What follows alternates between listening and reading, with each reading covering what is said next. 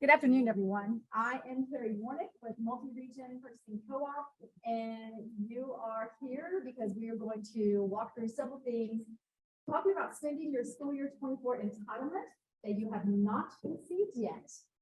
So I am sorry about that. Normally in this training, we do a live demonstration of completing the contract packet, and I won't be able to do that today, but we will still look at a contract packet and talk about the steps you have to take to get that completed once TDA releases that. My understanding is that they are waiting on USDA to upload entitlement into the system. So hopefully by the end of this week, we will see those contract packets open. I do want to put out there that if you have been with Multi-Region Co-op for several years and you've attended these meetings in the past, it's not a whole lot of new information. The meeting structure is the same. I'm going to talk about the same things I do every year, but several of you are new. And several of you just need a reminder. You do this once a year. Even I need reminders with good software that I use once a year. So we all need those good reminders. And if you're processing, there are a couple of enhancements in the pre-order module that I think you're going to be very happy about.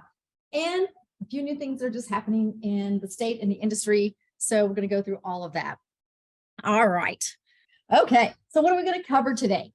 Well, obviously, we're going to cover dates and deadlines. Those are very important. Now, your time frame to get your contract packet this year is going to be very short. Last year, they released it on the 19th of January, which was even late for typical release. And here we are on the 25th. So we're going to talk about that. We're going to talk about your entitlement, ways to spend your entitlement. We're going to walk through a contract packet. Best decisions for your district. How do you know what the best decisions are? Moving on. These are the dates that I know of as of today. And I say that because the contract packets not being released yet are very late. And I hope that they don't give you just 1 or 2 days to get that completed and turned in. So some dates may shift because of the lateness. What I know today is that I definitely know I released pre-order module and opened that up to everyone for processing last Friday on the 20th. January 31st is when your contract is due to be in a submitted status, especially if you're going to participate in the DoD Fresh Fruit and Vegetable Program, and also what is called Farm to School in TX-UNPS, but they're now basically calling it local grown. So if you hear that terminology, that's what they're referring to as the Farm to School program. We're going to talk about that a little more detail here in a minute. Around February 7th-ish is when TDA will allocate your DoD funds into that area of your contract packet. So we're going to talk about how they calculate that, but they pull it out of your total entitlement and they give you an allocation based on however they figure that all out. February 8th-ish is typically when they open those farm to school surveys.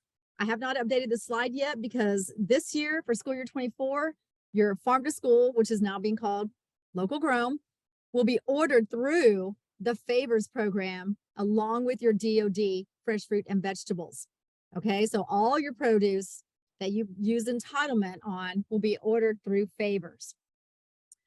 Then on February 21st, for those of you processing with Multi-Region Co-op, that is the due date to get your product selections into the pre-order module. If TDA extends their March 1st date of when they typically close all the surveys in TX-UNPS, I'll be able to extend the pre-order date. But right now, this is what we know. So how does TDA calculate your entitlement? Well, they take the most recent previous school year total lunches served, and they multiply that times their estimated rate of assistance.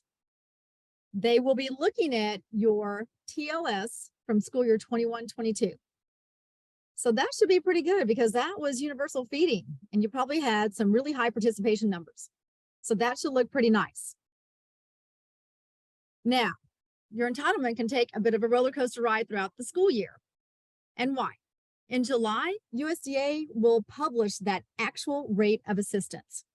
So while TDA is going to give an estimate of that right now, in July, it's going to get published as the actual rate. Now, I've really never seen TDA estimate something higher based on the actual rate in July. So you will probably see a little more entitlement come into your account in the month of July. Then in September, TDA will enter all those total lunches served from now, school year 22-23, because that will be the most recent previous school year. If you had less participation this school year compared to 21-22, you might see some entitlement go away. If you had higher participation in 22-23 compared to last year, you'll see more entitlement come into your account. In October, USDA reconciles all the accounts, and sometimes there's excess funds that get dispersed to the schools on a fair share basis. Again, you could see some more come into your account. And then twice a year, TDA does what they call a weighted average adjustment. It happens in October and July. And did I start recording this again? Oh my gosh. Okay, good. I did.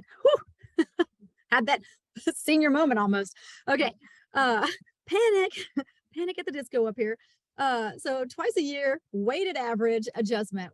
What does that mean? Well, if you're a school that's processing and in February, your entitlement, let's say, got charged at $2.50 per pound on beef patties, right?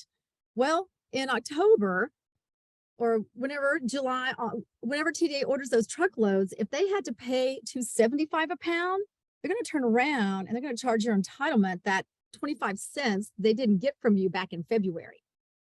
If they bought it for $2.25 a pound, they're going to give you back 25 cents for every pound that they charged you on. So it could go either way. That's called a weighted average adjustment, and that's in October and July. So you can see there are 4 or 5 different times in the school year, you can see adjustments to your entitlement. If you ever see your remaining entitlement in brackets or parentheses, that means it's a negative. It's not really anything to worry about. You don't have to pay that back, because every year schools leave money sitting on the table, and once all the accounts get reconciled and everything gets wiped out, then they wipe that clean and you start over the next year. All right, this means if you see those brackets around your remaining entitlement, it means you have no entitlement to spend on surplus during the school year, or if they reopen surveys, you may not have any entitlement to spend at that time. All right, you're probably already hearing some new terminology in school meetings with TDA. You're probably aware that they are shifting to the national software, the federal software called Web SCM. Schools in the south part of Texas that are using Gold Star Foods as their contracted warehouse are having to enter their own pounds into this online software called Web SCM. You guys are not affected up here, but you will be next year. Don't worry, there will be training. Some of you may already been in a training. Through the summer, there are going to be trainings. In the fall, I'm not sure what Region 11 is planning, but trust that they are going to take care of you.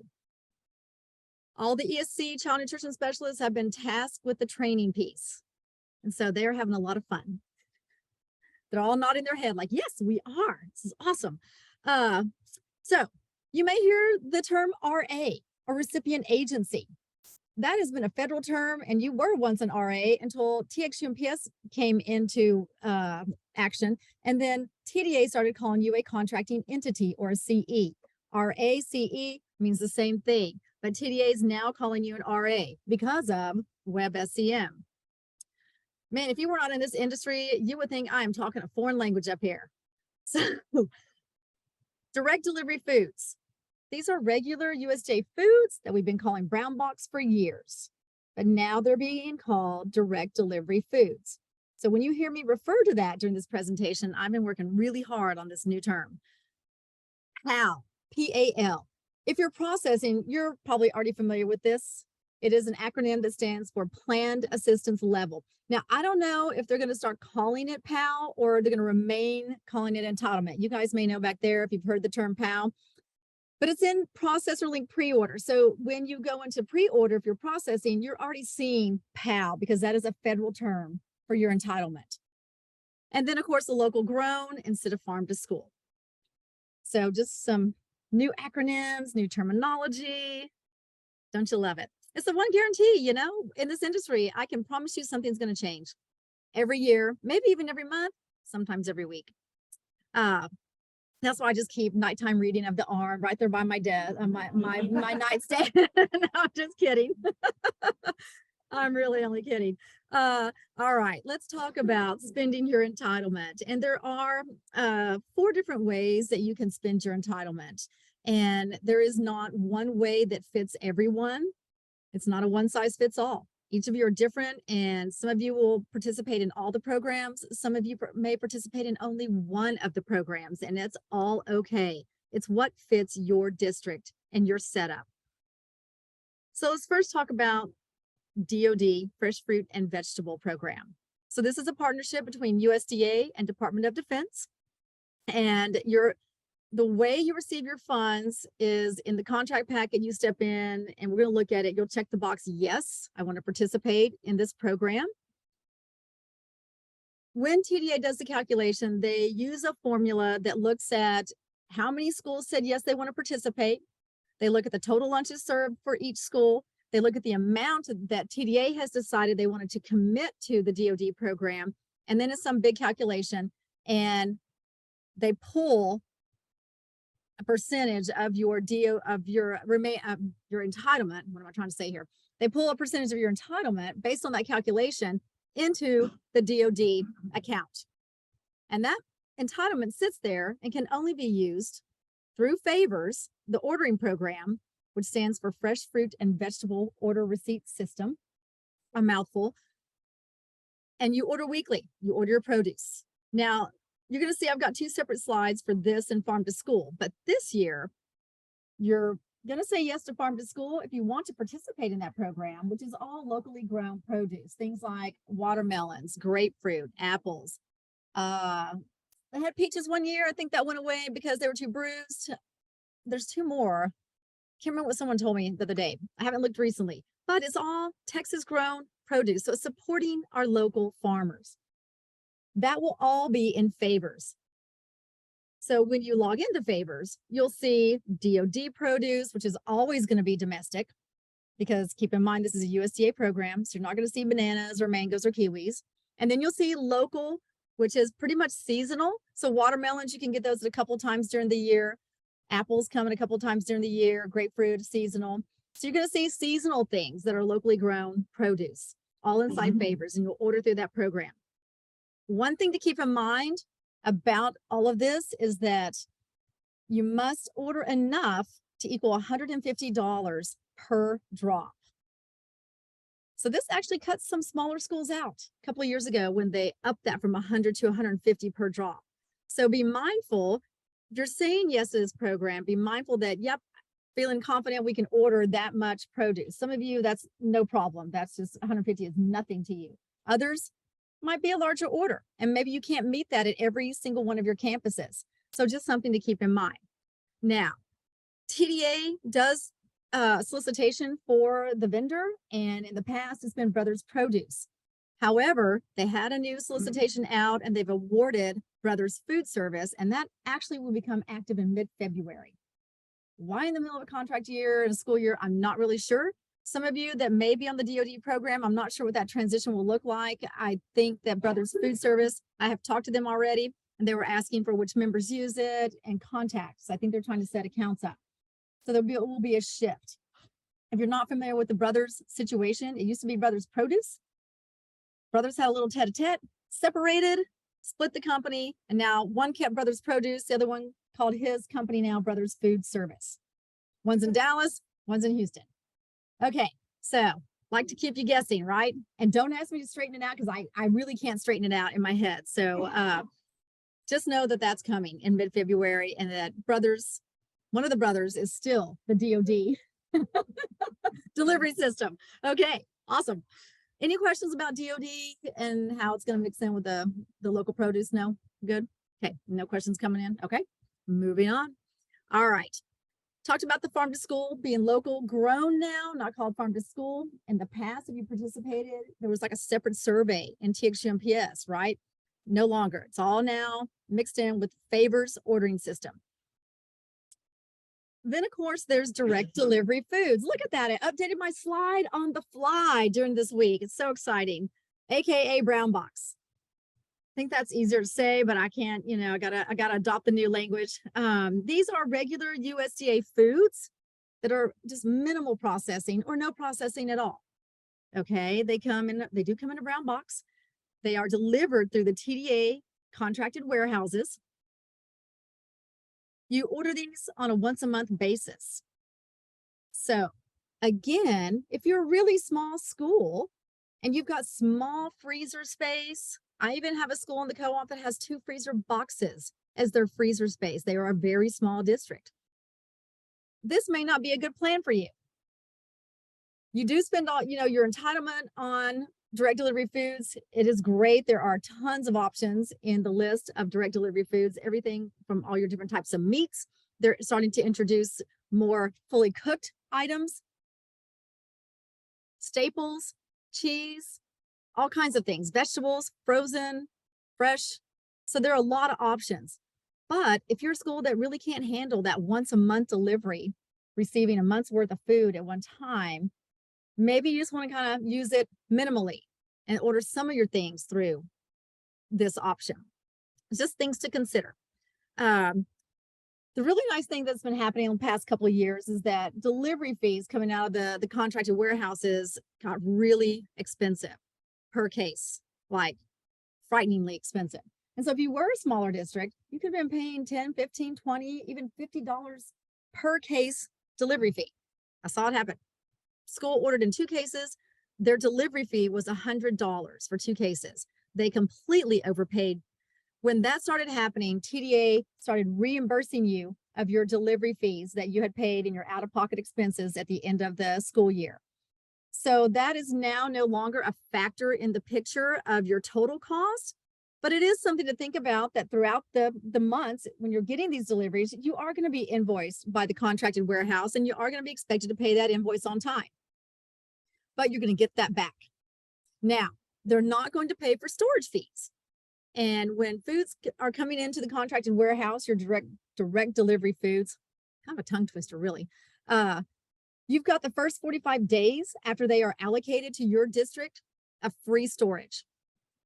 46 day to 6 months is considered short-term storage, and you start to get charged $1.25-ish per case per month. If you go beyond that 6 months, that storage fee doubles to $2.50 per case per month. I had a school in my last co-op when I was in West Texas Co-op, and it was towards the end of the school year, and they called me and they said, we keep getting this bill from US Foods, because that's who was the contracted warehouse over there at the time. It's for like $60 or $70. We just keep paying it, but we have no idea what's over there. They had been paying a storage fee on some cases of food for the whole year. Never even knew it never even dawned on them to ask. So, the weekly commodity bulletin is where you see your regular USDA foods, the direct delivery foods coming into the warehouse. So stay on top of it and don't get caught, because you're not going to get reimbursed on your storage fees, but you are going to be reimbursed on those delivery fees. So that's kind of a nice little thing. All right. Then there's processing, right? So processed commodities are when USDA sends that truckload of raw commodity material to a processor. Companies that we're familiar with: Tyson, Pilgrim's Pride, Land O'Lakes, Swans. These companies take the raw commodity material and they turn it into an end product that is either a thaw and serve, a thaw heat and serve, or a heat and serve. Very easy to use. So if you're a school that's really not set up for scratch cooking or working with raw materials such as raw beef or raw chicken, maybe you have minimal staff. Maybe the staff you have, are really trained to work with those raw materials. Maybe you don't have the workspace for it. So processing is a great way to go. And even schools that do both. Like I always think about breaded chicken, right? I don't know what your kitchen looks like when you do breaded chicken. It probably looks pretty good, but my kitchen does not look good. It looks like an aftermath explosion of flour all over the place. We don't do a lot of breaded chicken in our house. We buy it. I admit it. I'll drive to Bush's. I'll go down there. So I always think there might be some products you want to get through processing because it makes it easier on you, your kitchen. And then other products you may do want to do something more scratch and utilize those direct delivery foods. So we're going to dig into processing a little later and how all that works. But when you hear me talk about ProcessorLink Pre-Order, This is a program that multi-region co-op pays a subscription to that allows you to step in and pick your processed products. It acts like a big calculator to calculate commodity pounds that will be used to make the products that you plan to order during the school year. A whole nother set of language we're going to talk about later in processing. All right. Another nice thing about processing is that multi-region co-op will upload your commodity pounds based on the products you select into the TX-UNPS processing survey. So we do that step for you. Sadly, this will be the last year we do that for you because you guys are moving to Web SCM next year, and that will require that you enter your own pounds. And I'll touch on this a little more as we go along. And child nutrition specialists are going to train you on that because I'm not getting trained. I'm not getting trained. You can't even call me. It's so sad. All right. Any questions about those 4 programs? Good. See any questions come in from Zoom? Okay. All right. Let's talk about this contract packet that you don't have yet, right? Always a fun time. You are required to review it, complete it, and submit it every year by January 31st. To access it, we're going to step into your contract pack and look at it. But to access the annual surveys, and these are your, the direct delivery foods, your contract packet does have to be in a submitted status. So once we get rolling with your new contract and you're in there, if for some reason you try to go to the surveys and you don't see the annual surveys for your district, it's probably because your contract packet is sitting there unsubmitted. And that's an easy fix. You just go and you submit it. I do have a link, and you've got the slide deck is a PDF in the commodity meeting handout folder, the link I shared earlier. So you do have a copy of this exact presentation I'm working off of today. There is a link to a YouTube video because if you know me, I love making videos for you guys. Know that I think that's still there. But let's just take a look at the contract packet and see what I'm talking about. All right. And normally I do ask that a school come up and we look at their contract packet live and we complete it. But since they're not ready yet, can't really do that. Okay, so some of you, when you log into TX-UNPS, you may get this screen, which means you're automatically. Oh, did I stop sharing the screen? I sure did, didn't I? Why did I do that? Oh, thank you for letting me know that snafu. Okay, is it back up? Okay, I'm not sure why I did that. Man, I'm just having, it's a day for my age. I'm gonna admit it. Okay, so some of you, when you log in, you may see the differently colored tiles, and you want to click on that yellow tile called Food Distribution Program. That's going to take you into this screen. And how you begin is right up here in the blue bar. You're going to click on Contracting Entities. Oh, and then hopefully you don't have to log in again. Click on Contracting Entities, click on Contract Packet. Now, this is where you go to figure out, have they released the 23-24 school year packet? And no, they have not. And by the way, they call it a program year inside the system, just so you know. So we don't have access yet, and you will not have to choose a school. I'm just going to pick a school. Your school will already be sitting there. There really is no need to type in your CEID because it's right here. So all you have to do is select the correct program year because it's going to default into the current program year. So you will need to click that down arrow and select 23-24, and then you will click on continue. Now, just remembered I can plug my mouse back in. I'm much better with my mouse. All right. Contract packet looks like this. However, with the new contract packet, you will have a red arrow here on the contracting entity information update form. That indicates it needs your attention. You will also have the word modify next to the word view because new contract packet will be unsubmitted and it needs to be modified. You've got to answer some questions in this form. You're going to click on modify. It is going to open up this screen and you will have to answer, do you plan to process raw commodities? Well, if you're going to process commodities with the Tysons and Pilgrim Pride and whoever else, then you're going to check yes. If you're not, if you're strictly doing the other programs, then you just leave it as no. It's going to default to no. If you check yes, it's going to require that you do two things in this grayed out area. One, you're going to need to enter a dollar amount on how much you're going to use for processing. Well, you don't know yet because you haven't completed pre-order yet. However, you don't want to put a big number in there because if you're going to participate in DoD, fresh fruit and vegetable, you want to leave all your entitlement available to receive the biggest amount of money into that program. Because remember, TDA is going to look at your available entitlement. They're going to do their calculation. If it comes out to be a percentage or a number of your entitlement, they're going to pull that down into DoD. I'm asking you to put $1 in here until you've received your DoD funding and until you've received or completed your pre-order in the pre-order module. So drop in $1. That's not going to affect your DoD allocation. And then, of course, you're going to check multi-region purchasing. Don't go checking any of these other boxes. I have to yell at you. No, I'm just kidding. I'm just kidding. Some of you may be participating with some other co-ops as well, and that's allowed and that's okay. I've got a school that they were doing different commodities with 2 different co-ops, and that's perfectly fine. Nothing prevents you from doing that. If the system will let you check 2 or 3 or whatever. So obviously check the appropriate co-op. If you say no, you can skip this section right here and scroll on down to the next section, which is all about your local grown and DoD. If you want the local grown and it's still called farm to school in the program, you're going to check yes. It will default to no. Same with DoD. You can check yes. You're going to see these zeros here, but there's nothing you can change there. Once TDA allocates your DoD funds, if you step into your contract packet, you can see how much you got right here in this screen. There's another place where we can see it, and that's in your weekly commodity bulletin, where you could see it in there if you wanted to, but this is really easy. Step in, take a look at how much you got.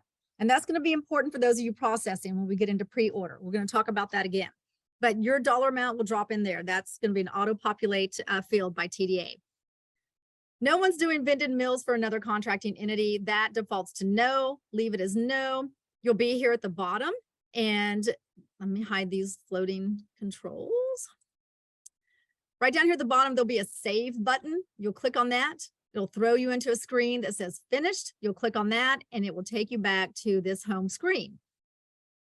Then you'll see a green check mark here, but if you said yes to DoD, it's going to produce a red arrow on checklist. Now, you'll have a modify button. You'll click on modify. You'll step in and there'll be a form listed or a link to a JOT form, hopefully, that you will need to fill out. Is for the DoD program. And what this does, you'll need to complete it and submit it to TDA. And that's how they set you up with a login to favors. Your login to favors does not roll over to the next year. You have to do this annually. Even if you have been doing this for 10 years, 15 years, you have to fill that form out again. So don't forget to do that. And then of course, you'll click yes, you submitted it to TDA. It'll populate a date. You'll save, you'll click on finished, and then you'll go back to the home screen. The goal is to have all green check marks. Now, automatically, your contacts will have green check marks. However, I want you to double check your contact information. Look at each one, make sure that the name of the person is correct. There's been a lot of changes at your school districts this year with staff. Make sure the phone number is correct, the email is correct. This is how TDA contacts you. They're using what you have put into your contract packet. Also, I want you to look, and you'll only have a view. I don't think you get to modify on delivery location fields. Step into this. And if you have several, step into each one and make sure the contact information is correct. If it's not, I've got a link to the person to contact.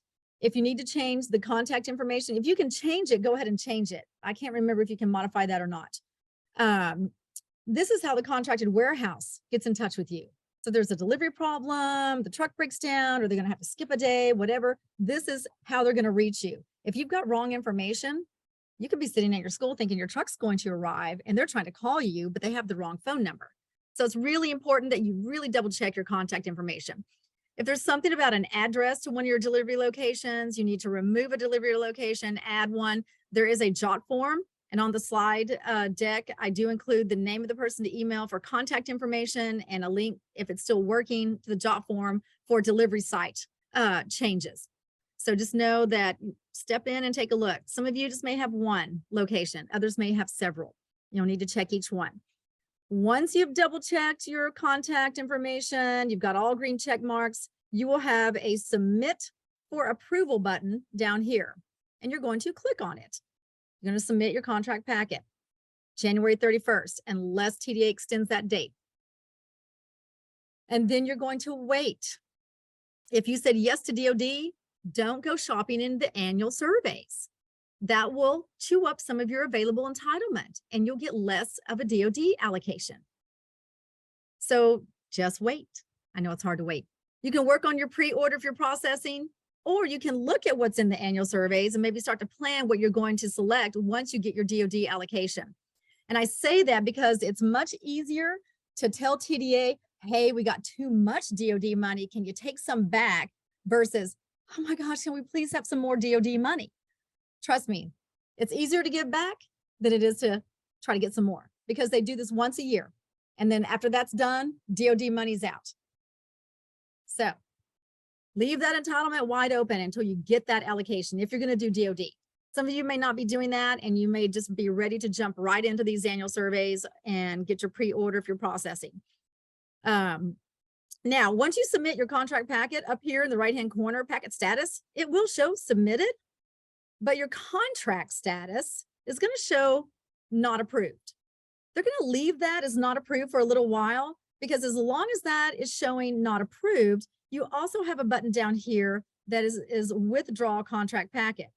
Because if you're processing, once you finish pre-order and you see how much of your entitlement you're going to spend on processed commodities, you're going to step back into your contract packet. You're going to withdraw it.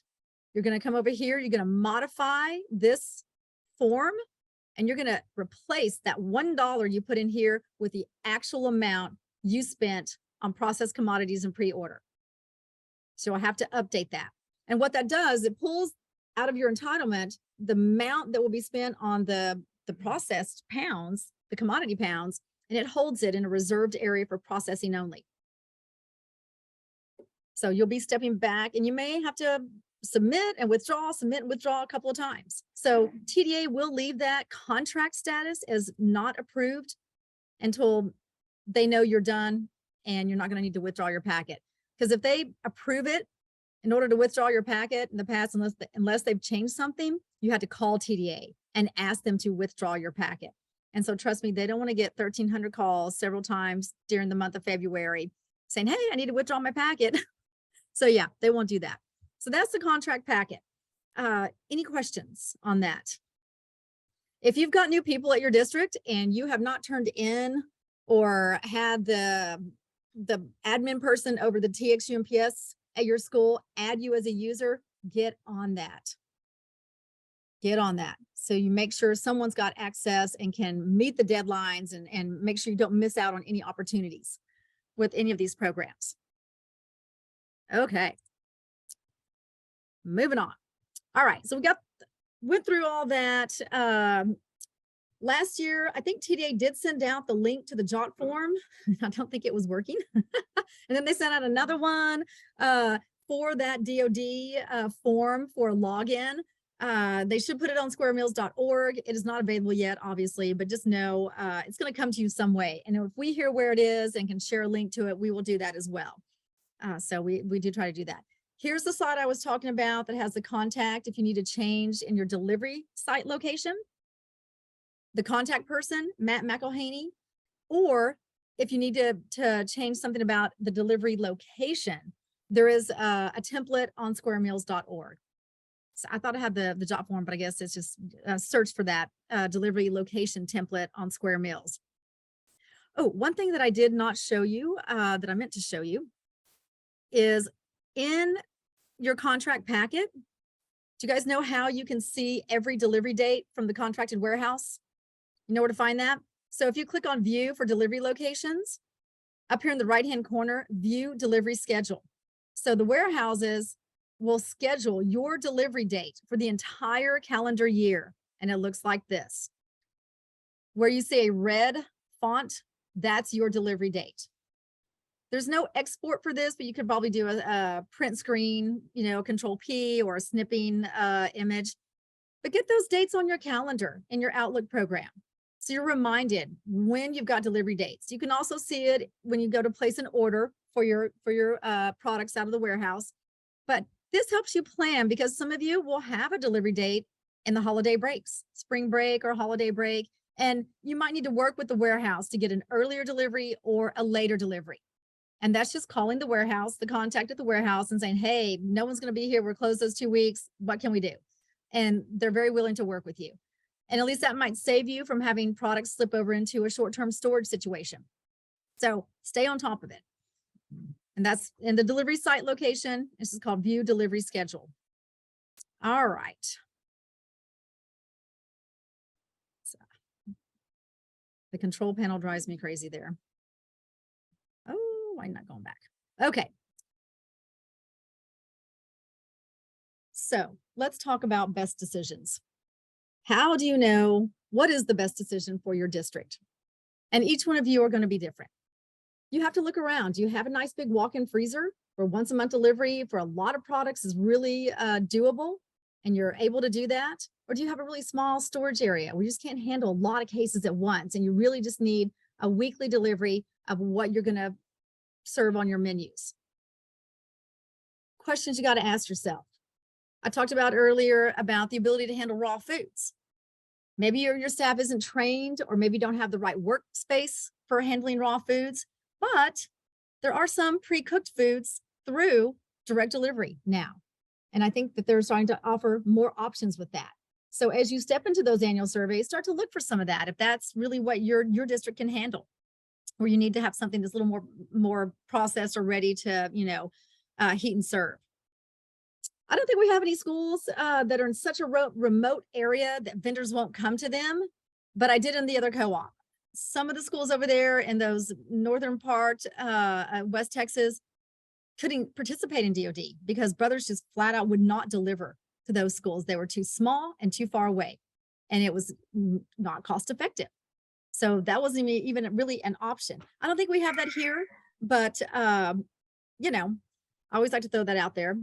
Also, have you looked at your cost? Have you done your due diligence, your cost comparisons? We try to do as much as we can to give you that data, and we will. I've got the processing data for you, this year pricing against upcoming pricing. I'm working on some very high increases with some processors. I don't know what's going on. I've got to ask a lot of questions. We saw some decreases and increases on donated food values. So nothing really major except for eggs. Eggs are $2 more per pound or per whatever than they were this current year.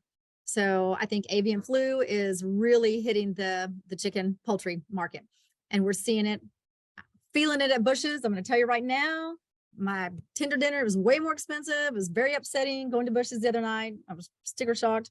So know your prices. Take a look at your commercial costs versus buying things through annual surveys with your entitlement or processing with your entitlement. You've all got to buy fruits and vegetables. DOD is a great way to go. It's great produce. Typically never hardly have any kind of complaints about the produce coming through that program. So really dig in and look at your cost. Some schools only process. They spend all their entitlement on processing. Others dip their toes in every program. Some schools only do direct delivery foods, AKA brown box. They're doing more scratch cooking. So you got to assess your own personal situation. Figure out what's going to really work. One thing I do tell districts who are doing several things, processing and the direct delivery foods, is don't double dip. And double dipping is what I call it. And that's where I'm going to tell you, pick one or the other to do first, so you know how much is left to spend. So if you're going to do processing, maybe you want to do processing first, and then you know how much you have left to spend in the annual surveys. But what happens is, because we're all human, we get over here in the pre-order, we're going to process, and we're adding our processors, we're adding products, and oh yeah, we need some cheese. I'm going to pick Land O'Lakes. We need shredded, we need sliced, we're doing burgers, we're sprinkling on tacos and nachos and all kinds of fun stuff. So you select some products with Land O'Lakes. And so you're going to bank these pounds, these processed commodity pounds of Land O'Lakes, spend some of your entitlement on cheese. A few days go by and you get in and you start scrolling through the annual surveys. Oh yeah, I need cheese. Because guess what? You slipped since you did your pre-order. So now you're in the annual survey. You're like, yep, we need shredded, we need sliced. And so now you've selected and requested several cases of direct delivery cheese. Well, guess what? What happens during the school year when now your cheese comes in the contracted warehouse? You got to pull it out because you don't want to get storage fees, but you've got all these cheese pounds of Land O'Lakes. Something has to sit and not get used because you got too much cheese. You put it in two places. I've seen people do it with beef, even with that bonus. So they pre-ordered a bunch of beef pounds and then they took advantage of that whole weird bonus thing going on. And all of a sudden they had twice the amount of beef that they could ever use in one school year. So I'm just saying, be mindful when if you're doing both, keep track of what you're doing. So if you're doing the pre-order, you can export what you selected. Have that in front of you when you step into the annual surveys. Or vice versa.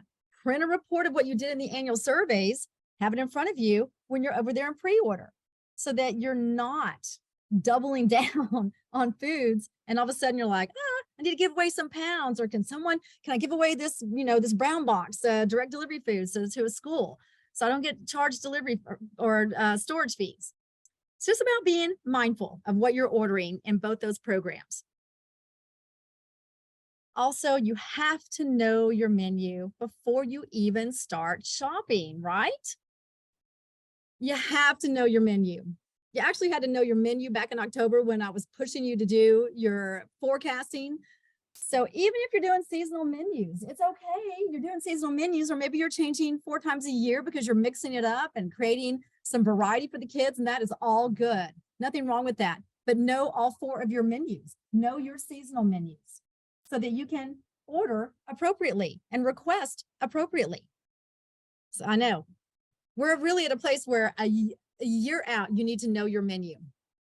For those of you on Zoom, we're talking about the fact that forecasting a year out is difficult because you don't have that time to test and sample and really get a feel for what the kids are going to want. I do understand that.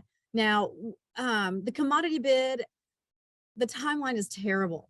We have to put it out so early because we're having to get products awarded to be able to have you guys order and meet the deadlines of TDA, which is March 1st for those surveys. It is a mad dash. I mean, we hit the ground running. All of you do when you get back from holiday break. That blows up your holiday break because now you're dashing so fast to get things done. You feel like you never had a holiday break.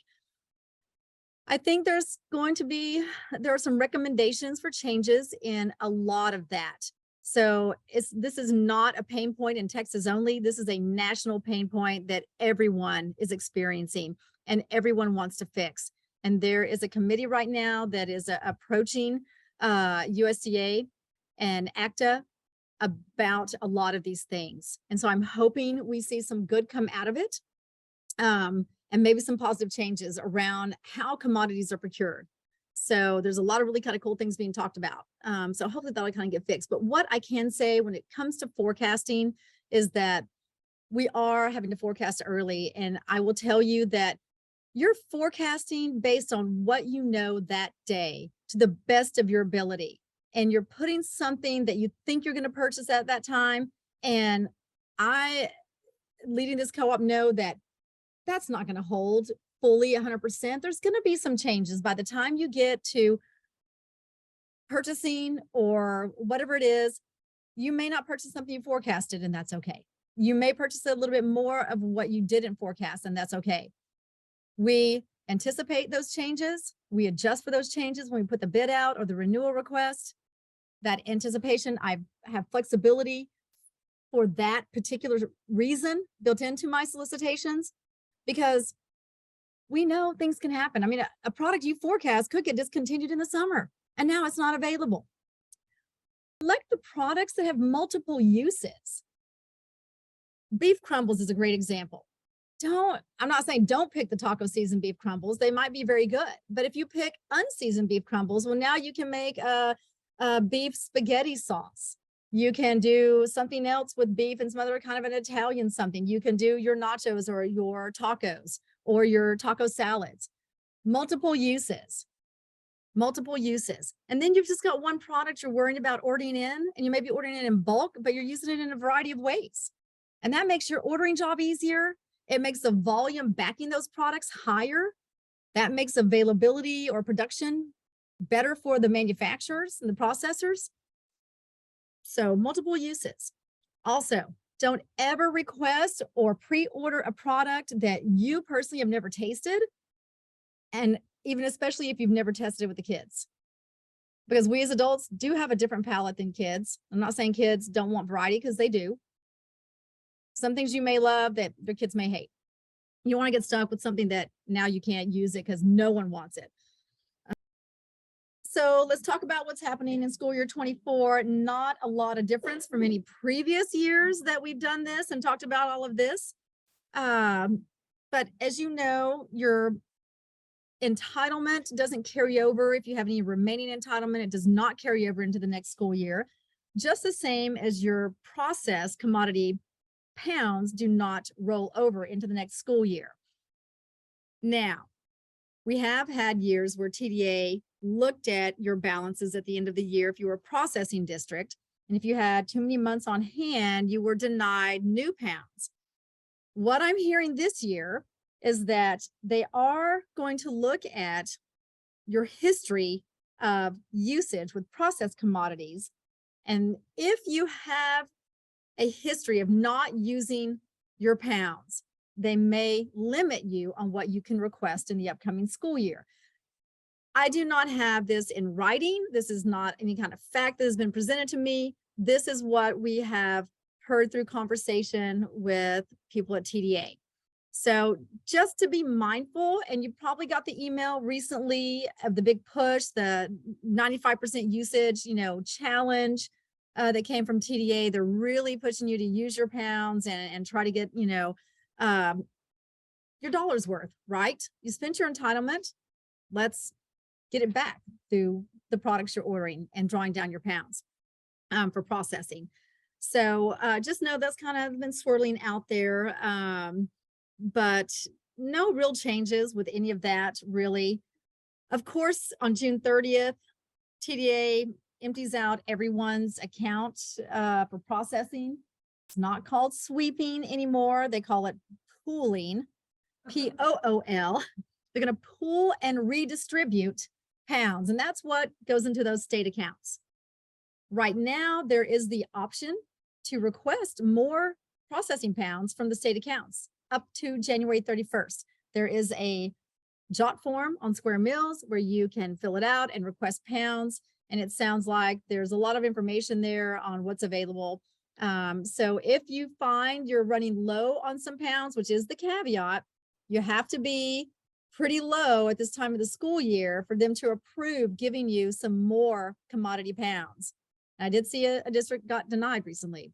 And they don't really tell you the exact reason, but they did deny them pounds. So it could be they're just a little heavy right now, and the TDA felt like they couldn't use any more pounds. I'm gonna shut my mouth now. That's very hard for me, by the way. I just want you to know.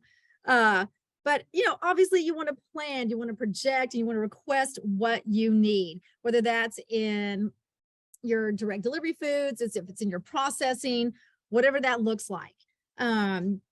If you're processing, there is a handout in the commodity meeting folder that it was a questionnaire that we sent to the processors that talks about and asks them, do they front load pounds, meaning they give you all the pounds you have requested up front before they even get a truckload of USDA commodity into their warehouse. That's a gamble that the processor takes because they're waging the bet that, yep, we're going to get those USDA foods, but even though we're going to go ahead and make these products and sell them to you at a commodity discount before we get the USDA foods, because they're pulling from their own stock. So some do front load, some don't. There's also, I've got the document here pulled up. There's also information about lead times and what broker they use, which tracking system they are in. So if you're processing, take a look at some of these details so you have a pretty good picture. I will say that, you know, the lead times does apply to a direct ship district, but they also apply to distributors. And so if you're not doing a great job of forecasting with your distributor sales rep, like your Labatt sales rep, or if you're with Cisco, because some of you are with your Cisco sales rep, let them know, hand them a copy of your menu and the items you plan to purchase. And if you're processing in pre-order, you got to give us the monthly plan. Like, hey, we're going to need 100 cases for the year, and we plan to bring in 10 cases every month. Hand this report to your salesperson. Get them on top of having their company order those products so that they're there when you place that weekly order, they're stocked and ready to be delivered. It's really all about communication, and it really is. And even though multi-region does send a full-blown kitchen sink report of every school, every product selected, how many cases, what's the planned ordering situation throughout the whole school year, I think they more rely on their sales rep entering forecasting into their system versus our report. So open that line of communication with your salesperson. Let them know what your plans are. Give them something so they you get on top of it. If they're not stocked, they may be facing a lead time, 3 or 4 weeks. And now that's a whole month that you can't get your product while you're waiting for them to get it in. So just to, you know, kind of be aware, lots of documents out on that folder. So definitely, you know, take advantage. Question? Why do I keep doing that? What is wrong with me?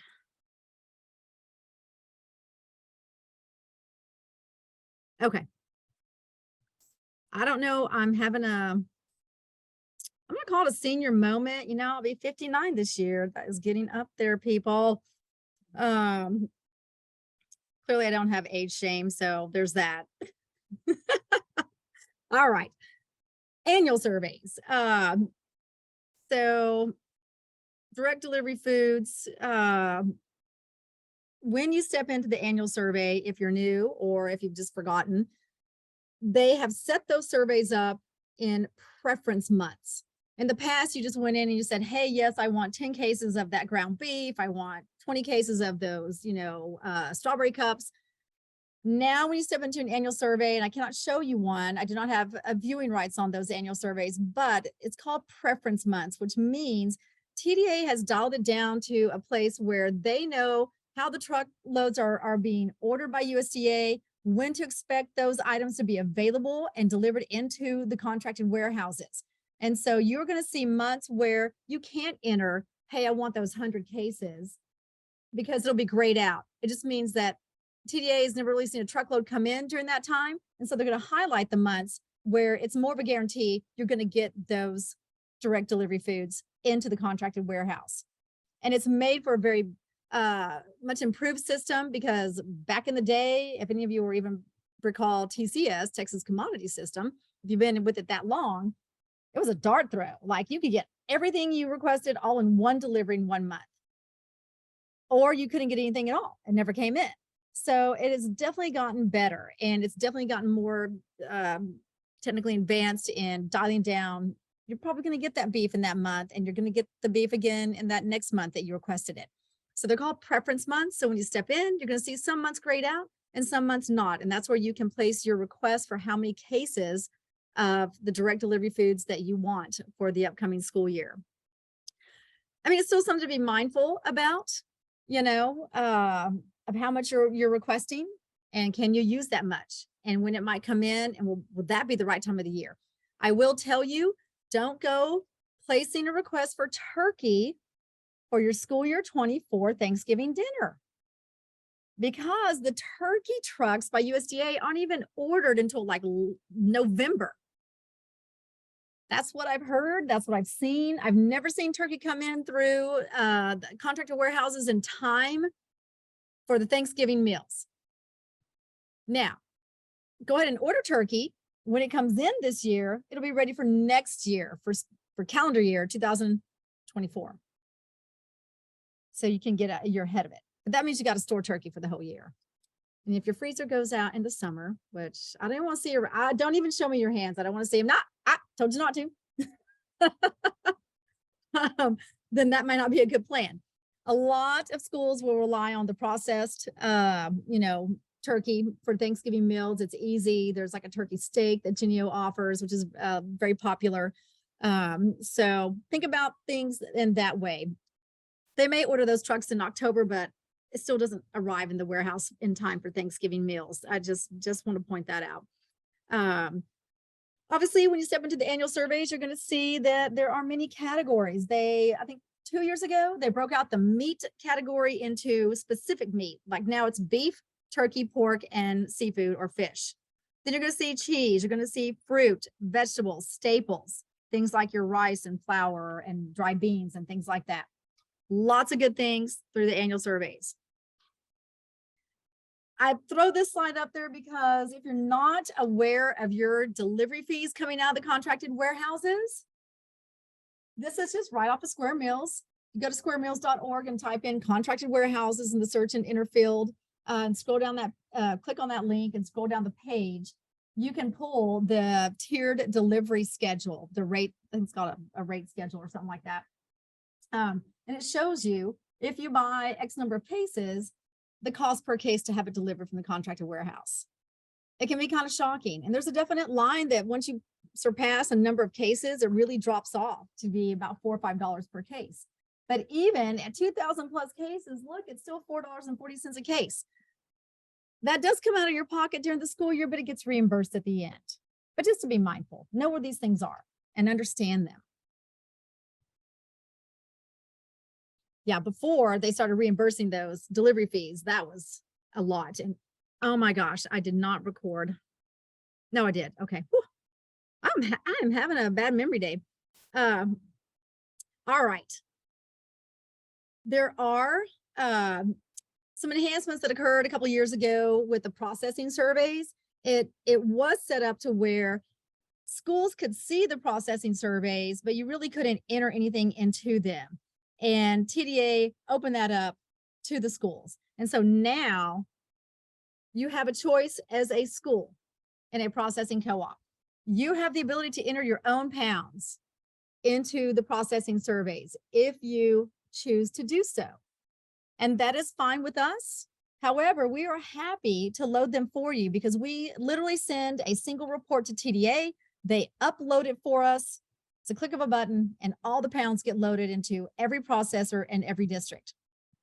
But if you want to do that on your own, please let us know. If you're processing through multi-region, let us know so we can take you off of our report because we run the report out of the pre-order module. But I just say, take the easy button. Multi-region is the easy button. Let us do the hard work for you. Unless you just want to have a last hurrah on TX-UNPS, processing surveys, see it out with a bang, enter your own pounds. Please don't make the mistake of accidentally thinking you're in an annual survey and you're not. Instead, you're in a processing survey and you enter something in the processing survey. And I'll tell you why. So every year, we never make a clean upload. TDA calls us like your upload failed. And so what Elizabeth and I have to do is we literally have to step in and look at every school district's account individually and go into the surveys and see who entered something in the survey and we were unaware, whether accidentally or they just forgot to tell us. And so then we have to take them off our report and then TDA will try again. It's not fun. It's not. So be mindful if you're doing both annual surveys and you're also processing, make sure you know you're in the right survey for what you're wanting to do. And there have been times that we've seen where maybe a school went in and like we see where in a processing survey where you're entering hundreds or thousands of pounds, we'll see 2, like the number 2. We're like, oh, someone thought they were in the annual survey requesting 2 cases. And instead they requested 2 pounds with some processor. 2 pounds is not going to get you anything. But in trouble with me. No, I'm just kidding. I'm just kidding. No one gets in trouble. All right. but let us do it for you unless you just really want to do it. And that's, you know, that's up to you. But we are happy to, this is a report and it's very easy for us. All right. So what are we facing? Well, I wish I could tell you a whole lot here, but I really can't. With the donated food values, I did notice that there are a lot of the values that have decreased a little bit. Some stay the same. The only alarming thing I saw really were eggs, and they went up $2. So that was a big jump. There are some other big changes in eggs and processing, and that is that Michael Foods is no longer offering all their French toast stuff, their products. It's only like hard packed eggs, liquid frozen eggs. There's like 4 or 5 items only. Cargill Meat Solutions, which was turkey, no longer processing. So you won't see them listed. They have stepped out of processing. So if you want turkey, the straight like on a turkey, Genio is really the one way to go. JTM does offer some turkey products, but they're more specialty. And I think it's turkey thighs, not just, you know, like your white and dark turkey meat. So we're kind of back to Genio on that. So just a couple of things to be aware on that. I'm still hearing from processors and manufacturers that fuel and freight fees are still harassing them. We have seen fewer requests for pricing increases this year, which makes me happy. Last year, we had 3 increases for many of the manufacturers and processors. We're not seeing that this year. I hope things are settling down with that, but it's still happening. And so, I'm kind of happy to say that a lot of the processors, if you're processing, a lot of them, there was some decrease in pricing. There were some that stayed the same. Some were like, we're trying to hold it to 4 or 5%. I believe CPI right now is at 15%. We projected up to 20. If you're processing and you step into that spreadsheet and it's in here, and I will show you, there are some processors that have what I'm going to call heinous pricing. And hang on, let me just hide this so I can show you real quick. I've given you in the commodity meeting handout, if you're processing, I've given you a comparison, a comparison in pricing for each of the different ways you can have it delivered, whether it's coming through the contracted warehouse, coming directly to your district, or going through Labatt or Cisco.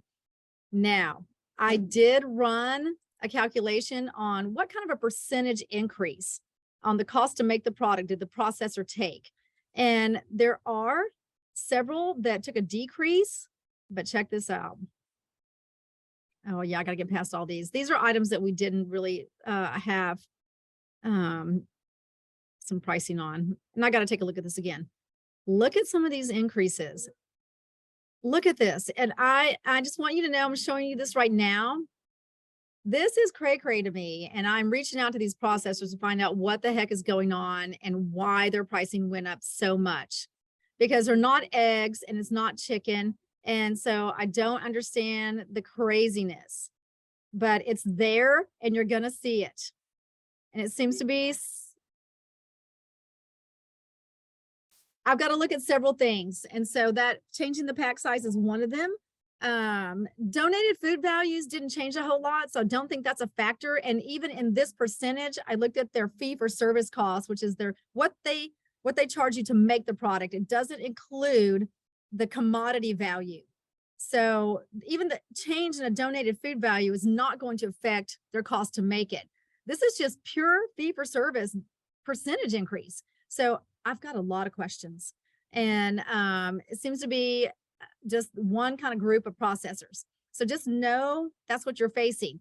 Now, I've also given a what's called the USDA November 15th pricing file, and this is on donated food values for processing. And you'll see in column E that, you know, the cost difference per pound, and there are a lot that are in the negative. There's the eggs. They were priced at 63 this year, 265 for school year 24. Huge jump.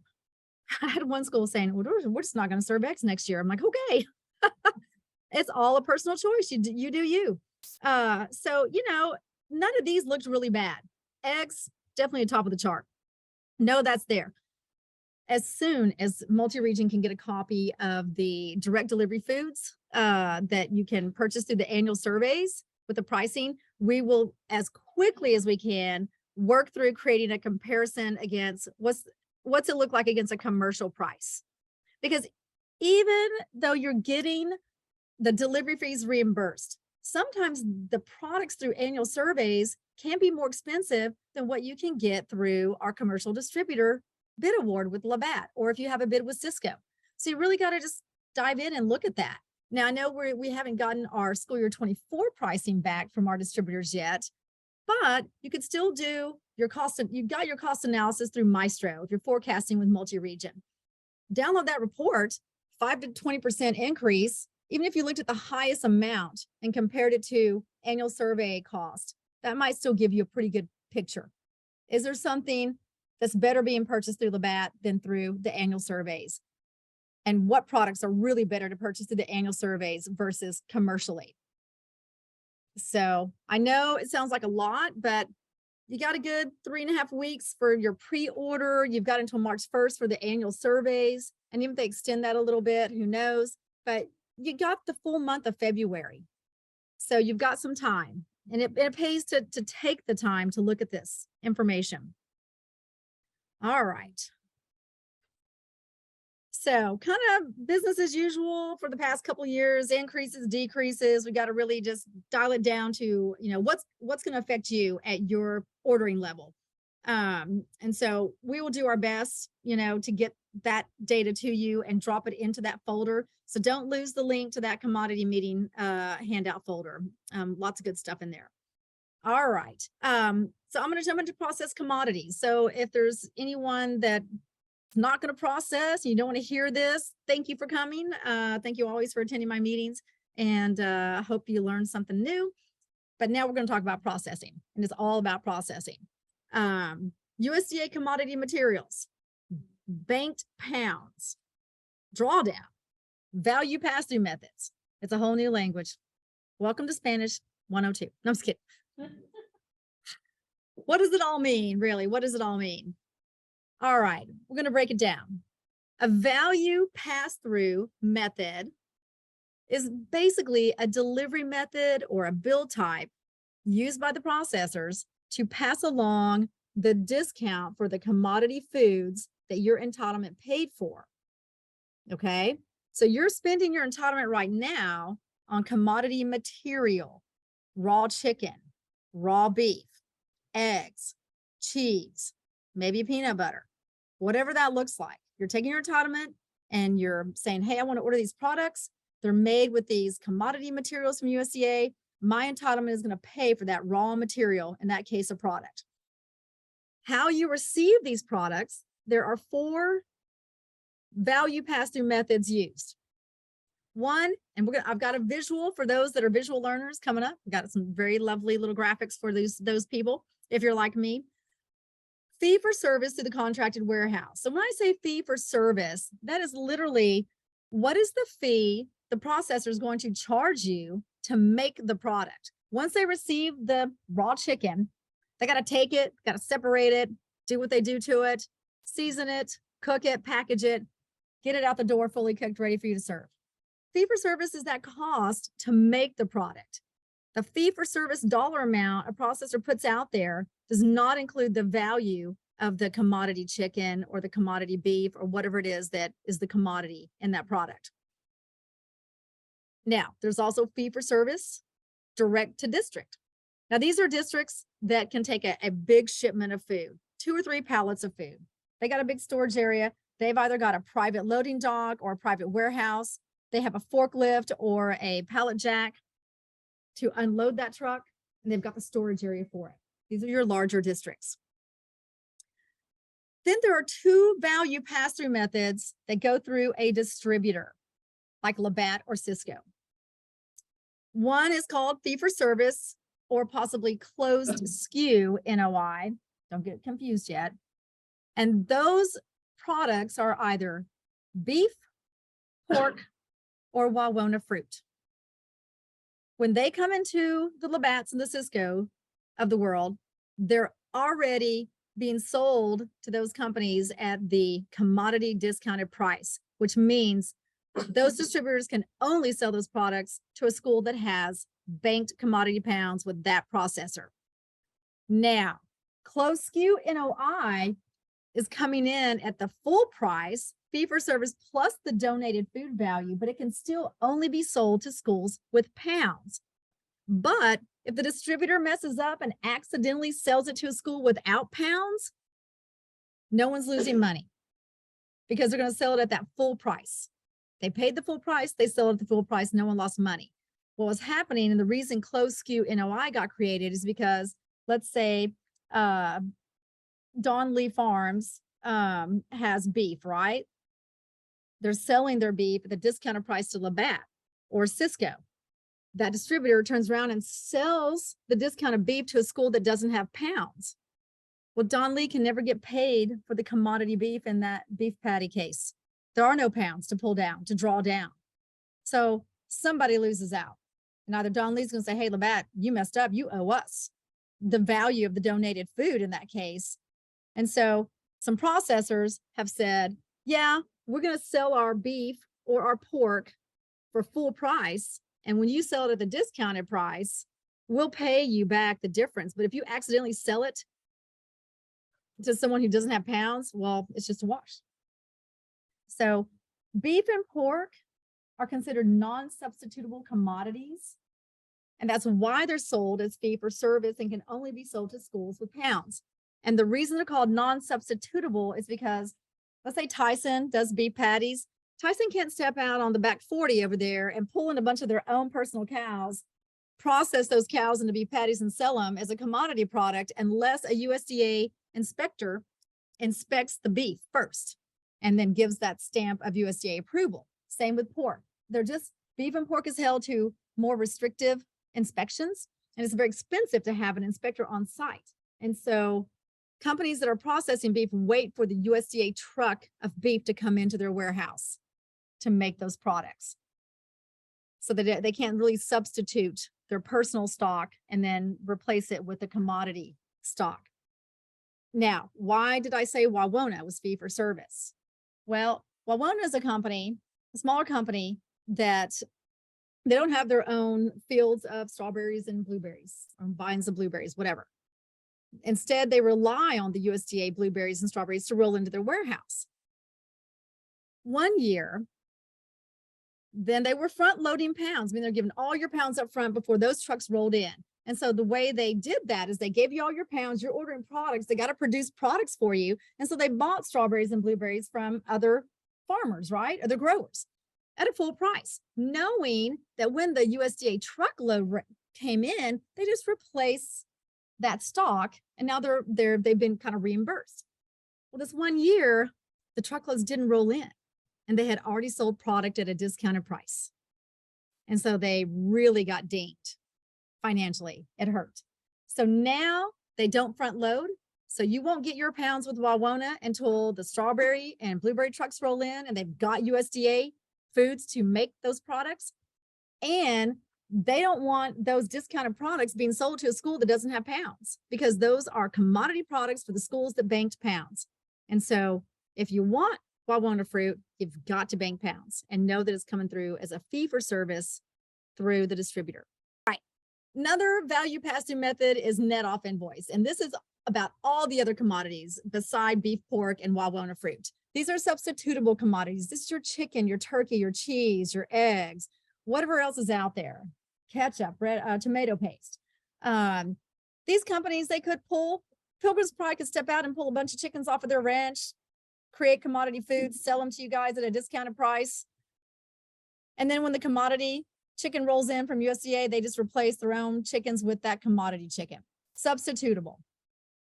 Now, when Pilgrim sells their chicken products to Labatt and Cisco, it's at the full price. Their fee for service, the cost to make the chicken nuggets or the chicken fingers, plus the donated food value, it's a full price.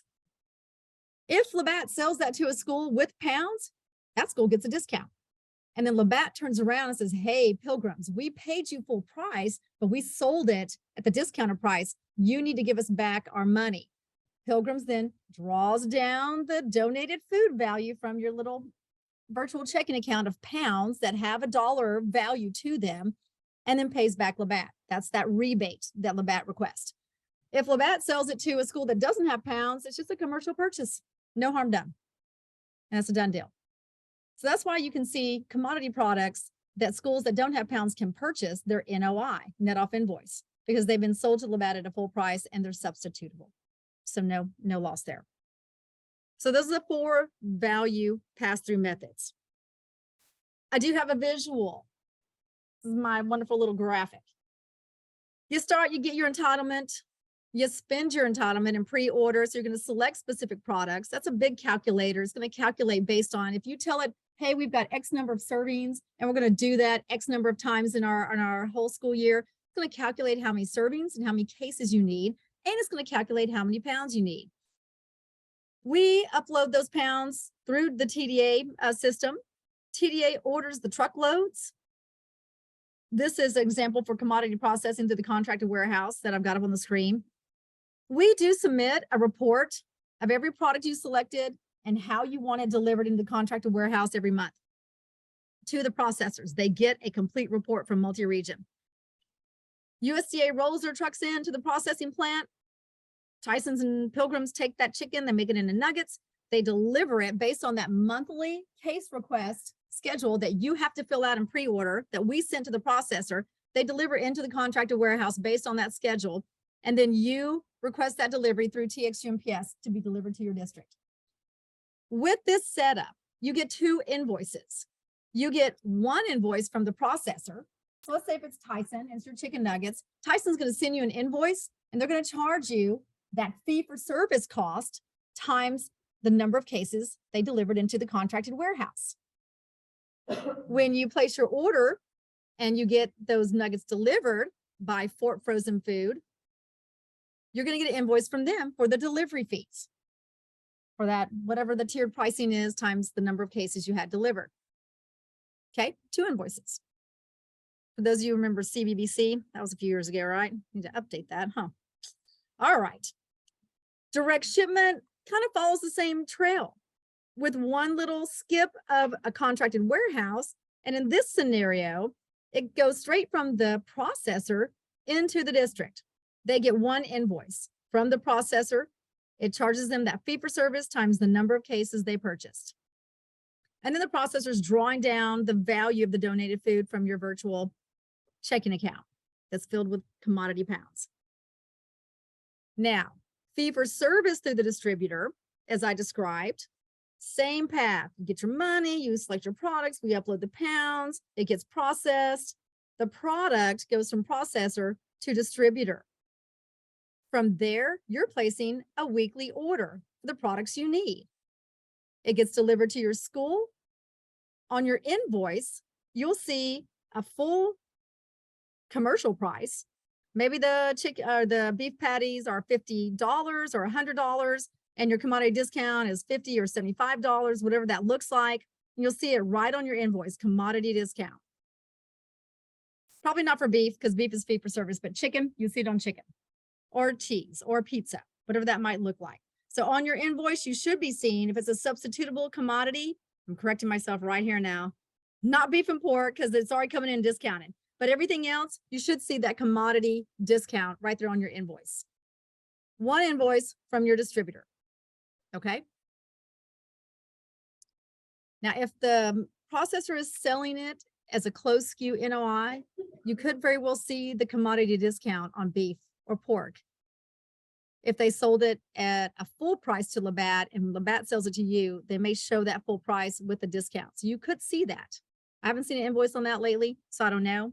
And more processors are kind of jumping on board with beef and pork for a closed SKU NOI. Just one more thing for us to keep up with, right? But don't worry, we show all of that in our bid catalog, so we will make it as clear as possible. Net off invoice, here's your graphic on that. That same trail, get your money, spend it. We upload pounds.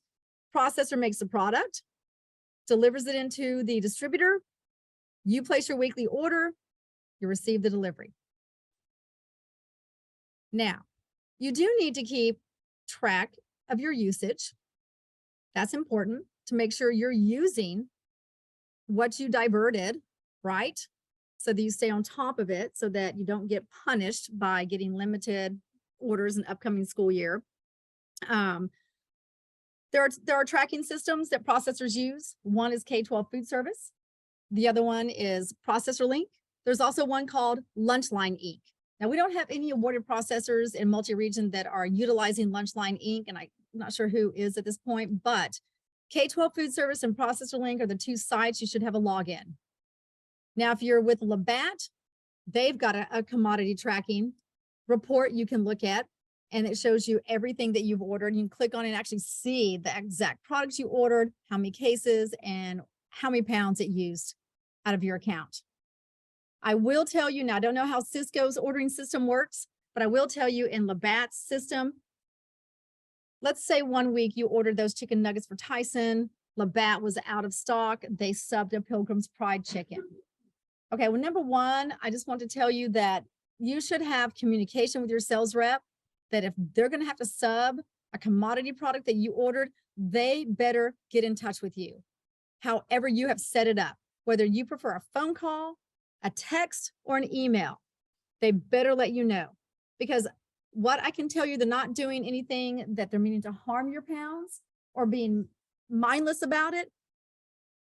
They're talking to you. They understand your menus. They see you need chicken nuggets that week because you probably got it on your menu. So what's that train of thought? Well, let's find them another chicken nugget. I don't have the Tyson they want, but we got some Pilgrims or Gold Creek chicken nuggets or Rich Chicks. They've got nuggets on their menu. I'm going to get them nuggets. That's a good salesperson. You got nuggets on your menu, you're going to serve nuggets that week. But in your world, you're like, I got Tyson pounds and I want a Tyson product. If I can't serve nuggets, I'll change my menu and serve chicken fingers or chicken strips or whatever it is, or chicken chunks. What have you got in stock that's Tyson that will use my pounds? But you got to have that conversation with your salespeople at the distributorship. Make sure it's clear.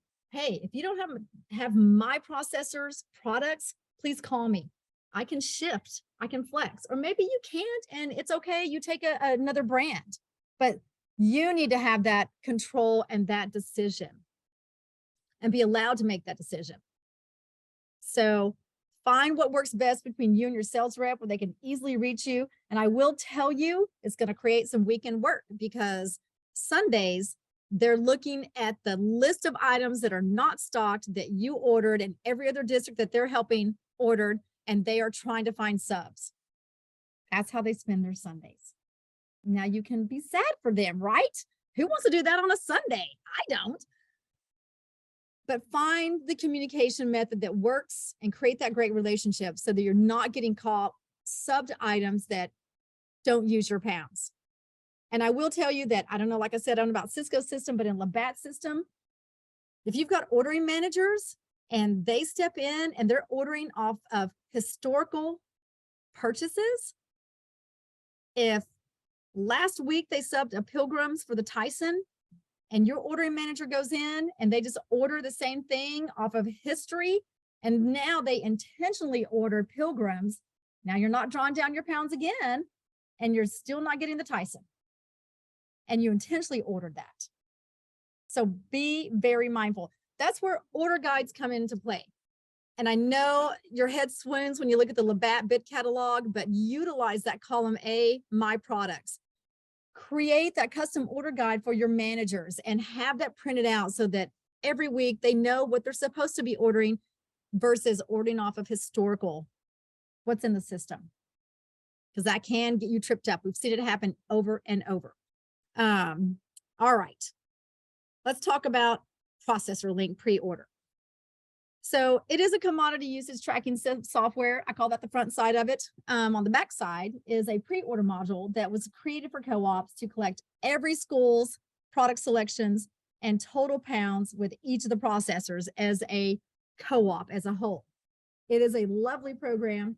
If you don't have a login for it, please reach out to me. It takes a few seconds to create one and get you started. So we're going to take a quick look at it. And let me get out of this screen, get over here. Okay, so when you log in to ProcessorLink, you're going to see something kind of similar. You won't see all of this, but it's going to be specific to your school. It's going to have a shorter list of processors that utilize ProcessorLink. So keep in mind, processors have a choice of which tracking software they want to use and pay for. And K-12 food service has a different feel, a different function, different reports, maybe a different cost. ProcessorLink, same thing. They get to choose which one they want to be in. Now, what's different is then pre-order module, that's for co-ops. So you're going to see every single awarded processor with our bid award. So just not to get confused. So when you log in, you're going to actually hover over the word manage, and then you're going to look for the words pre-order. You're going to click on pre-order. It will default into the upcoming school year. It's going to automatically enter your school here. From this screen, you can select the one survey we have set up, which is the first survey number 1. Or if you click on next, it takes you to a survey screen and you can click on it from here. You may get a screen that looks like this. And this is just a little how to use the pre-order tips. Over here in the right-hand corner, you can close that hint screen or you can bring it back. So that's up to you. Now, you're going to see that you have between January 20th, which was last Friday, and February 21st to enter your pre-order selections. If I can extend that, an extension date will show up here. And of course, I'll email everyone. On the left-hand side, and you'll see I've been playing around with this already. Right now, this is showing 0 in your account. Every year, the company that owns pre-order and ProcessorLink, they request your entitlement from TDA and then they upload it into the pre-order module. That is probably not going to happen this year because TDA it's a public information request. Then they'll take the 10 days to respond. And now we're halfway into February. So what do? Well, right now, you don't even know what your entitlement is. So this is kind of a estimate to the best of your ability. I would maybe recommend look at what you got this year in entitlement and drop that number in. Or if you want to drop half of that amount in as a safety net until you actually get to see how much entitlement you're getting, that's your choice. But you can't add a product until you have some kind of a dollar amount in pre-order. Now, pre-order in no way is connected or talks cross-platform to TX-UNPS. So think of this as Vegas. What happens in pre-order stays in pre-order. Okay, it's safe here. It's all safe here. You can do anything you want. So the way you adjust this, you'll notice that when I hover over these kind of blue font numbers, they become underlined. That's a live link that I can click on and I can edit. This screen is going to become really important to you for a couple of reasons. So number one, right now, to get started on your pre-order selections, you're going to need to enter a dollar amount in here. I don't care if it's $1,000, $10,000, $2 million, whatever the size school, whatever kind of entitlement you've gotten the current year, put in something close. You know, you're going to probably see a decent amount because you had universal feeding last year. And that's probably going to produce a pretty good amount of entitlement, I would imagine. So drop in a number that you can at least start to work on.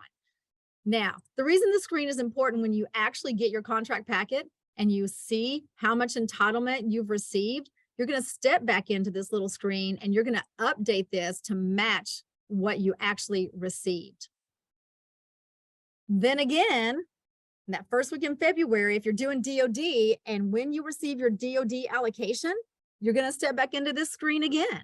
And right here, there is a special field for DOD, and you're going to drop in how much you received in DOD. Let's say the school received $15,000. We'll just call it that. I'm going to come in, I'm going to drop in $15,000. It's going to automatically adjust my entitlement to the appropriate amount.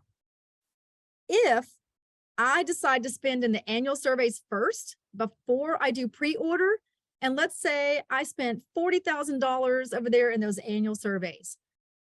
On my entitlement allocations, maybe I'm going to drop in $40,000. Again, it adjusts my total that I actually have available to spend on processed commodities. This is your safety net. This prevents you from overspending what you don't have. And I will tell you every year we have to call a district and say, hey, you spent X amount in pre-order, then you went and spent most of your money on annual surveys. You forgot to update your processing amount in your contract packet, and we can't get your pounds loaded. you've spent more than what you actually have. You're going to have to back out of something. And so the school district either has to come into pre-order and remove products that they selected, or step into the annual surveys and back out of their direct delivery request. So do your due diligence and update the screen so that you know exactly what you're working with and the amount of entitlement for processed commodities. All you gotta do is click on save. And now, remember, we had started with 100,000, but I made those adjustments for my DOD. I made an adjustment for what I spent in annual survey, and I've only got $45,000 left to commit to processing. I'm not gonna overspend. To get started, you're just gonna click on add product. And now I get to show you the fun enhancements. This thrills me, and this makes me even more nerdy than the procurement nerd that I am. So don't laugh, but you're going to be clapping. I know you are. I just say leave this all commodities unless you really understand the commodity material names. Leaving it all commodities just allows you to see all the processors that are awarded and renewing for school year 24 with multi-region co-op. I'm just going to start with the first one. I'm going to make it easy. Once I select a processor, now all their products become available that they told me would be available for next year. A lot of products. It's in numerical order by product code, and then it gives you a brief description to the right. Once I select a product, if the processor has been really good, which most of them are, about filling out all this information in the bid software, it shows up over here. You've got your nutrition facts, and then you've got product details, ingredients, all this good information. There is no export here, but this spreadsheet in the commodity meeting handout, you've got a tab down here called All Responses. That is the kitchen sink. Every piece of information that you're seeing on that right-hand side is right here, item by item. So you do have it in a spreadsheet if you want it. You just have to download that from the Google folder. If you want to do a screen print on this, you can. Every year we get a question, how can I print this? Snipping tool, screen print, but it's in a spreadsheet. So use the spreadsheet. That's sortable and filterable. All right, next you've got to say what value pass-through method, which is called a bill type in the program, do you plan to use? Be mindful of what you're checking. Are you going to get it directly to your district from the processor? Are you that big and you're taking that much product? Do you want it to come through the TDA contracted warehouse? You're going to look for that contracted warehouse. Or do you want it to come through the distributor, whether it's fee for service through distributor or net off invoice? You'll look for the word distributor. Now you're going to notice $66.05 on each of these. That's the fee for service. That's what Alpha Foods has told us. It costs us $66.05 to make this pizza product. That does not include the commodity donated food value. That is the fee for service. All right, I'm just gonna go with distributor. I'm gonna get my stuff through Labatt. Here is one of the enhancements. This is so exciting. In the past, you had to enter how many kids would take this pizza when I serve it one time at all my campuses. And then you had to enter how many times you're going to offer it throughout the entire school year. You can still do that. If that is how you function, is that's how your brain figures things out and you have this down on paper, go for it. You can still do that. Or if you've just got a report that says, yep, my school served 10,000 of these pizzas last year, or this current year, we're calculating we're going to serve 10,000. Enter 10,000. 10,000 servings. It automatically calculates how many cases. Oh, but it gets better. I actually asked for a velocity report from Labatt, and they told me how many cases I purchased. And then I kind of calculated, I got the report in January. We're halfway through the school year, and I had already bought 50 cases of this pizza, and I know I'm going to buy 45 more. So I'm going to enter that I need 95 cases next year. Boom. I'm dropping the mic, people. I'm dropping the mic. Isn't that a beautiful enhancement? That is awesome. You're going to love the next one. Okay. Once you get that entered, and if you want to take the old school way, absolutely, that works too. If you want to enter servings per occasion and occasion served, you can do that as well. Automatically, it's going to pull up the commodity material code. It's a 6-digit code. It's going to tell you how many pounds of cheese, because it's mozzarella cheese that's being processed here with Alpha Foods, 12 pounds per case of cheese. Since I need 95 cases, I'm going to need 1,140 pounds of cheese to satisfy buying all those cases. PAL. Oh, what does that mean? Test. Anybody? Yes. Boom. I'm sorry, I don't have a prize for you. You win the prize that doesn't exist.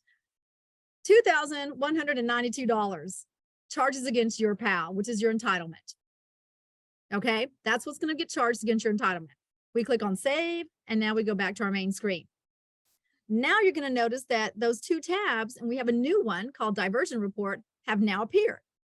Once you get all your products listed here, or if you want to do it one at a time as you add a product, multi-region requires you come to this monthly case request tab and you lay it out for us. You've got a balance of 95 cases. We want to know when and how much you plan to purchase on a monthly basis. If you're going to grab 10 each month, and then a few more, and oh dear, do you have a plugin? I forgot my plugin at region 10. Thought I was going to make it through. Man, I'm panicking. So I'm watching my balance over here, and oh, good. So the goal is lay it out for us. How many cases you are going to purchase in each month, or you may be purchasing every other month, or you may be pulling it all in August, or half in August, half in January, whatever your plan is, tell us. The goal is to get your balance column down to 0. Also be aware the system has a glitch. You can go into the negative. Oh my gosh, thank you. Perfect. Is that the right one? Yes, thank you so You're much. You are welcome. a lifesaver. I did catch that when I got here today that I did not have my charging cable. Great. It will go into the negative, so you will have to correct that and take that out. Balance is 0. You will have to click on save on this tab. It's the only tab that requires to click on save. Now, the minute you fill this out, the diversion report tab auto-populates and calculates how many pounds per month you'll be using. So if I said I'm going to get 10 cases and there's 12 pounds of cheese in a case, that means when I order in August, it's going to draw down 120 pounds of cheese out of my account with Alpha Foods. This is all fun stuff for you now, and it's not pertinent to what you're doing. You can export this report if you just want something kind of fun to look at, get used to, wear it around the house, make sure it fits. Because next year, you're going to be thanking Pre-Order for this report when you have to enter your pounds into Web SCM as a biweekly entry. Oh, wait, what? Keri, whoa. Don't be throwing that at us. Yes.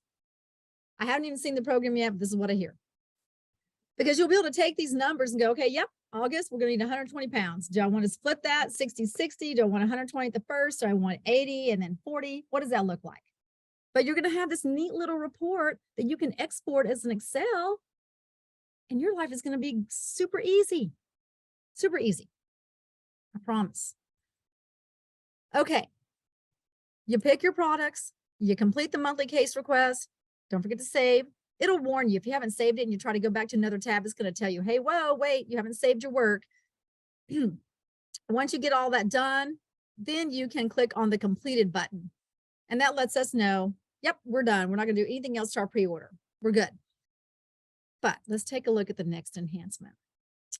I know you could like that one now, but you're going to be loving that one next year. Here's the next enhancement. Let's talk about poultry, because we all love the white and dark meat, don't we? That is so fun, Keri. Let's just dive right in. I'm going to pick rich chicks. And sometimes it's clear in the description that it's an all white meat product. Like if I pick a breast meat, I know that's all white meat. Not going to come back in and find a dark meat. I might pick a product that's blended, white and dark. I may recognize something that's purely dark. And then sometimes it's not clear until I pick the product and I look to see what is being processed. Is it white? Is it dark? Is it both? And in what yield, because it's a 60-40, 57-33, what is it? So let's just go ahead. I'm going to start with a breast meat product.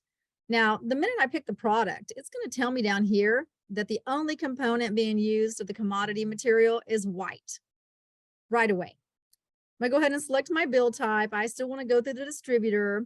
The one thing you can't do, you can have one processor going through the contracted warehouse and another processor coming through the distributor. But what you can't do, let's say I've got 4 or 5 chicken products with rich chicks I'm going to select. I can't say, hey, I want my nuggets to the contracted warehouse, but I want the rest of the stuff through Labatt.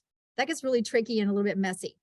So if you decide you're going to have your chicken through the distributor with rich chicks, all your products you select, you need to select the same bill type.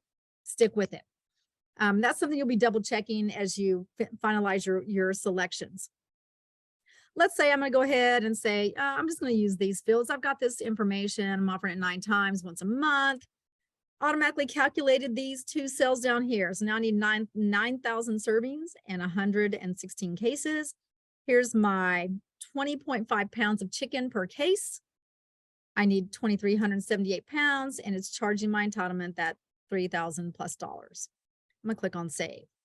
Now we all know, or maybe we don't know, that the minute you select chicken product, you have to bank the whole bird.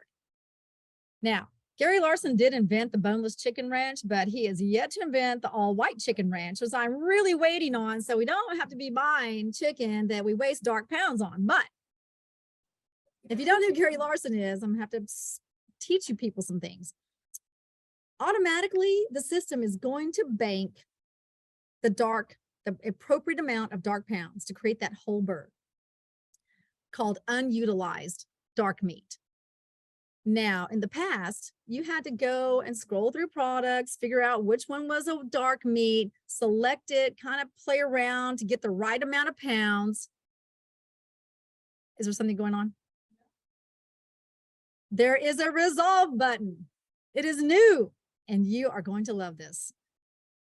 You click on resolve because we need to resolve something.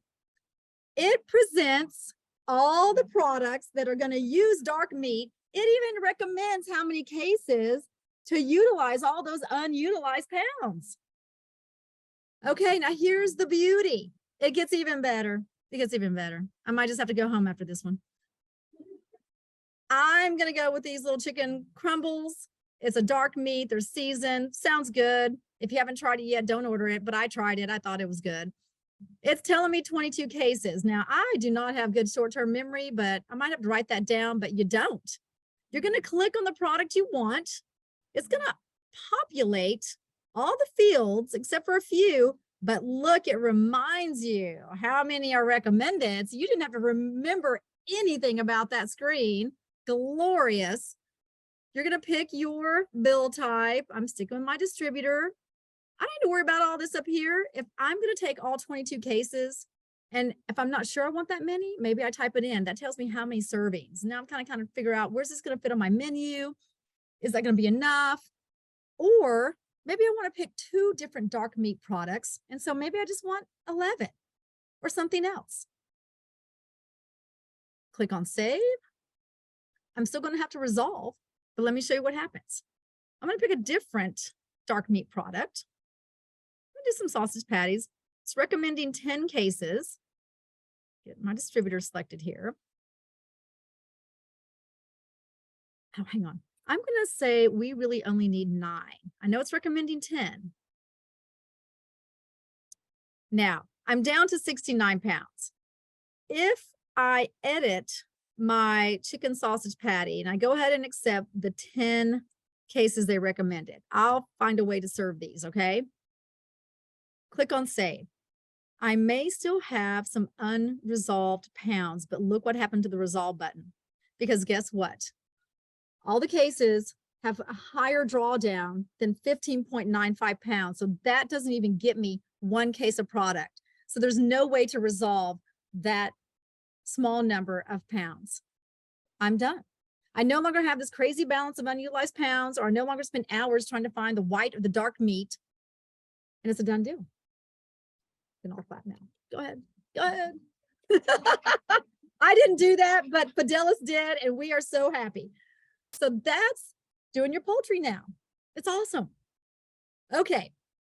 Once you're done selecting your products, you get your monthly case requests all laid out for us. And you can export that as well into Excel. That becomes a great order guide. Use that export button because it not only tells you the processor, the product code, and the product, but it tells you how many cases you'd planned for the month. This is an awesome order guide. You can access this anytime. I could even go back and look at what you did in 2014 if you did this. I can't remember when this came into, I'm not sure they had this level, but I could look at your pre-order from way back. But download it, download Excel, share it with your ordering managers. Now, if you're going to start looking at this diversion report because you want to just start to get used to it, right? Because you're going to have to understand it. It is going to start adding together your total pounds with the processor. This is processor only, and it is material code only. So if I had selected 5 or 6 products with rich chicks, it's all using the 100-103 large bird product or commodity material. So it's going to aggregate all the pounds between all those cases of all those products.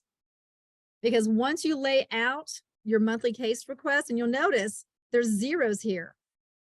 That's a reminder to me, like, oh, oops, I have not given the totals over here. Once I do that, the monthly totals will be an aggregate total. Because if you plan, let's see, we got 116 here. Let's just say we're going to order, I don't know, 82 and 34. Let's do something here. We'll just get all 11 here. And then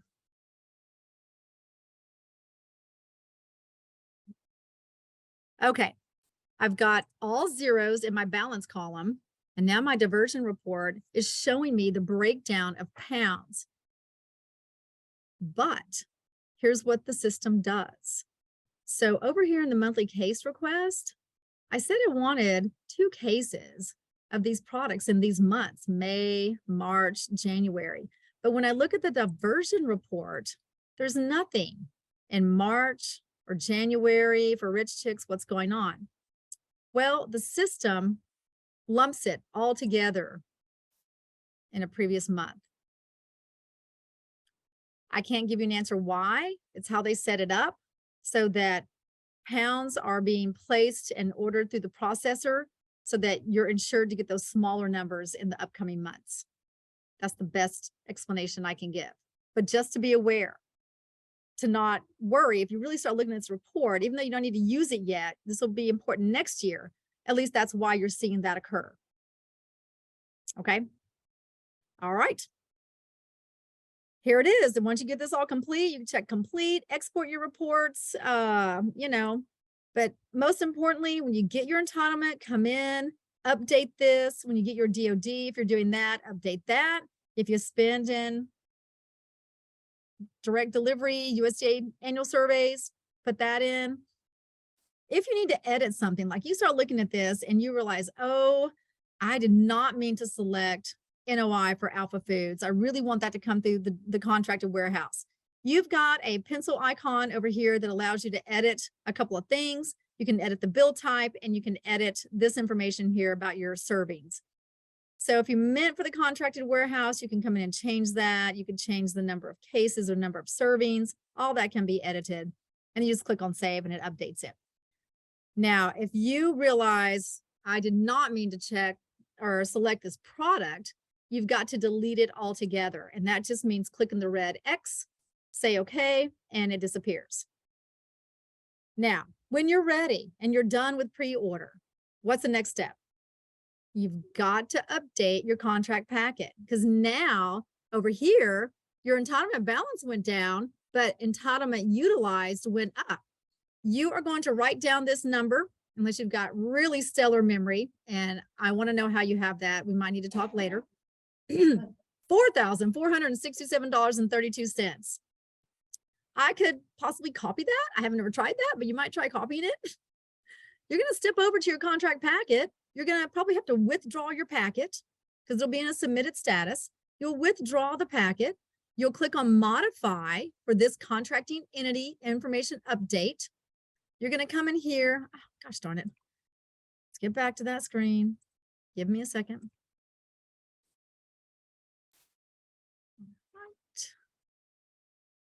And don't forget, it drops into the current school year. So if you're coming back in, you'd have to select 23-24.